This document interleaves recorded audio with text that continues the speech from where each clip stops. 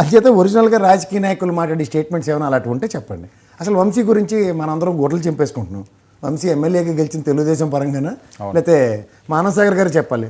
ఆయన మీ దగ్గర ఉన్నంతకాలం అగ్నిపునీత, ఇవాళేమో మా ఆయన మచ్చగా మిగిలాడా.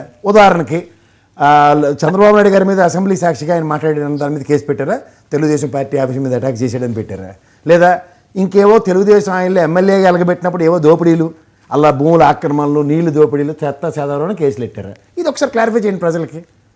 ఈసారి అయితే వైఎస్ఆర్సీపీ టికెట్ ఇచ్చింది, నొన్నగా ఇప్పుడున్న గుండెను చేసి కూర్చోబెట్టరు ఇంట్లో. అక్కడ గన్నవరం చౌదరులు తెలుగుదేశం అన్నది ఒక అడ్డ, అది గెలుస్తారు అక్కడ శాశ్వతం. అది ఎవరు కాదనలేం, కాంట్రాక్ట్ చేయలేం. అయితే ఆలగడ్డ వెంకటేశ్వర అక్కడికి వెళ్ళడం ఏంటి, ఇప్పుడు వచ్చి లేకపోతే ఇవ్వమంటుండే గెలిచి అసెంబ్లీ వేదికగా నన్నందుకు గెలిపించి నేనేటి చేస్తాను, నా వల్ల కావట్లేదని. మీరు ఒకసారి గమనించండి ఇవన్నీ జరుగుతున్న పరిణామాలు. ఇప్పుడు మనం కడపలో మహానాడు నడుస్తుంది, వెరీ గుడ్. మహానాడుకి ఇవాళ పోలిట్ బ్యూరోలో పెను మార్పులు సంతరించుకోబోతున్నాయి, అవునా కాదా? ఎందుకంటే లోకేష్ గారు ఒక స్టేట్మెంట్ ఇచ్చారు, ఏమని, ఎట్టి పరిస్థితుల్లోనూ 2 టర్ములు చేసిన వాళ్ళు ఇంకోసారి ఉండడానికి వీలు లేదు అన్నది ఎస్టాబ్లిష్డ్. ఈ విధంగా అధ్యక్షుడు మార్పు ఏమైనా సంతరించుకునే ఛాన్స్ ఉందా? ఎందుకంటే పోలిట్ బ్యూరోలో ఇవాళ పార్టీ ఉన్న వాళ్ళందరినీ ప్రక్షాళిస్తారనే ఇండైరెక్ట్గా ఆయన వెర్షనే కదా. అండ్ ఇవాళ లోకేష్ గారి అధ్యక్షతనే ఇది జరుగుతుంది ఒక పక్కన, మీరు అదొకటి గమనించండి. ఎందుకంటే వింగ్ల్ వైజ్గా ఎవరెవరికి ఏ టాస్క్స్ అన్న దగ్గర మంత్రివర్గంతో లోకేష్ గారు చర్చిస్తున్నారు. ఒక పక్క polit bureau meeting Chandrababu Naidu గారి అధ్యక్షతను నడుస్తుంది. సో ఇవన్నీ కాంట్రడిక్షన్స్ ఎప్పుడైతే ఉంటున్నాయో అవుట్కమ్ ఏముంటుంది? ఇప్పుడు కడప, గతంలో మీరు వైఎస్ఆర్సీపీ ఉన్నప్పుడు కుప్పం మేము గెలుస్తాం అన్నట్టుగా ఈసారి ఇలా కడప అడ్డాలో పెట్టి మేము అన్నది చేతవని ఇవ్వడం అధికారంలో ఉన్నప్పుడు సర్వసాధారణమైన ఒక ప్రక్రియ. అవుట్కమ్ చూస్తే కుప్పంలో ఆయన గెలిచాడు, ఇక్కడ పులివెందులో ఈయన గెలుచుకుని కూర్చున్నారు. కానీ వీటి వలన ఫస్ట్ ఎవరి టైం ఎప్పుడు నియోజకవర్గాల్లో గెలవని తెలుగుదేశం రాయలసీమలో ఈసారి విస్తృతంగా విపరీతంగా గెలిచింది. ఇది మాత్రం one should give a credit for it.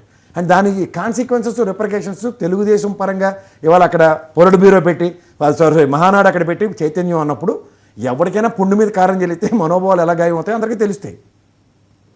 Obviously ఇప్పుడు ఒంగోలు లాంటి పరిస్థితుల్లో లాస్ట్ టైం మానాడు పెట్టినప్పుడు ఒకప్పుడు ఒంగోలు ఏంటంటే 10కి 10 కదా వైఎస్ఆర్సీపీ, ఇవాళ తిరిగి మడతకా చేస్తే ఏమైంది తెలుగుదేశం? వాళ్ళ దగ్గర నుంచి వచ్చిన పారాచూట్ బ్యాచ్ ఖచ్చితంగా గెలిచారు.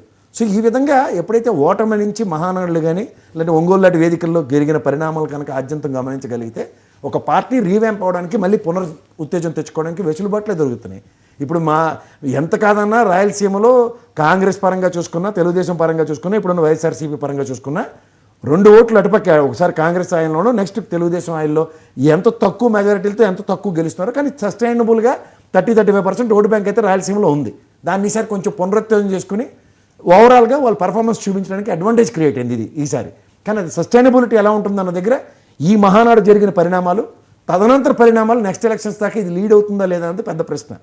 ఇందాక సురేష్ మాట్లాడుతూ సంక్షేమ పథకాలు ఇవన్నీ అన్న దగ్గర ఈ సంవత్సరం పాటు అయిన దగ్గర తెలుగుదేశం పార్టీ సంక్షేమాలు అన్నవి లాస్ట్ 3-4 మంత్స్ అనేది జగమెరిగిన సత్యం. ఎందుకంటే గతంలో కూడా పెన్షన్ పెంచింది కానీ, లేదంటే పసుపు కుంకుమ పథకం కానీ ఇలాంటివన్నీ చూసుకుంటే not less than span of 3-4 months election notification ముందు కన్నా ఇచ్చినవే. అంచేది ఈ సంవత్సరాలు 5 సంవత్సరాల పాటు సస్టైనబుల్గా వైఎస్ఆర్సీపీలో సంక్షేమం ఇస్తున్నది ఊహకందని విషయం.